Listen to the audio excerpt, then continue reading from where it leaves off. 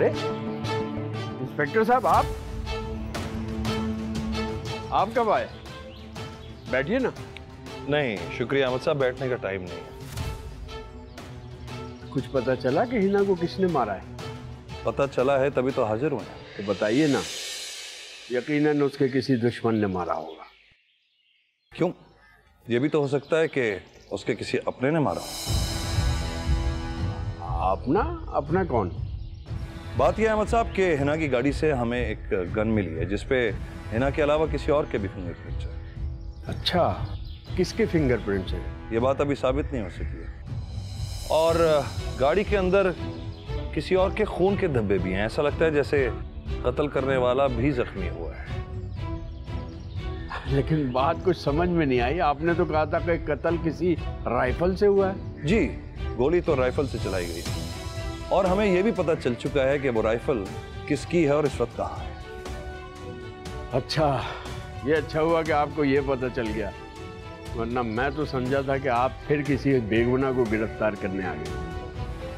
नहीं अहमद साहब, इस केस में हम किसी भी बेगुनाह को गिरफ्तार नहीं कर सकते क्योंकि कातिल ने हमें खुद फोन करके बुलाया है। क्या?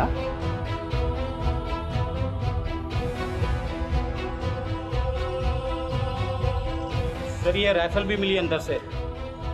ये कहां से? ये तो जी, ये शमसी साहब की राइफल है और शमसी साहब ने काफी दिन पहले इसकी गुमशुदगी की रिपोर्ट करवा दी थी।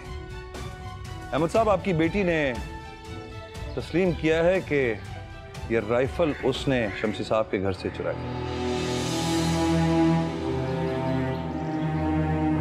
और अब जबकि ये राइफल इसके कमरे से मिल गई है तो इस बात पे कोई शक नहीं रह जाता कि हिना का कत्ल आपकी बेटी सना ने किया।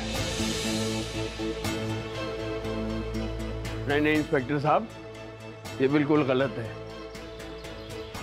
हिना को मैंने कत्ल किया है। उसकी नाफरमानी की सजा देने के लिए आप मुझे गिरफ्तार करें।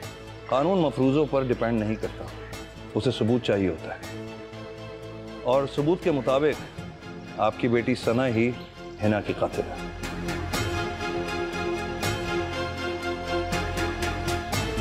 ले चलो इसे। अरे नहीं इंस्पेक्टर साहब, मैं आपको बता रहा हूँ ना। आप पीछे साहब, मैं आपको बता रहा हूँ, कत्ल मैंने किया है, इसने नहीं किया। बेटा तुम क्यों मेरा गुनाह अपने सर ले रही हो? पापा, मुझे पता था कि पुलिस वाले कातिल तक पहुंच जाएंगे, बस इसीलिए मैंने फोन करके हिना को खुद बुलाया। नहीं बेटा, ले चलो चलो चलो चलो, लेके जाओ, चलो। आजा, बहुत हो गया तुम्हारे ड्रामे, चलो।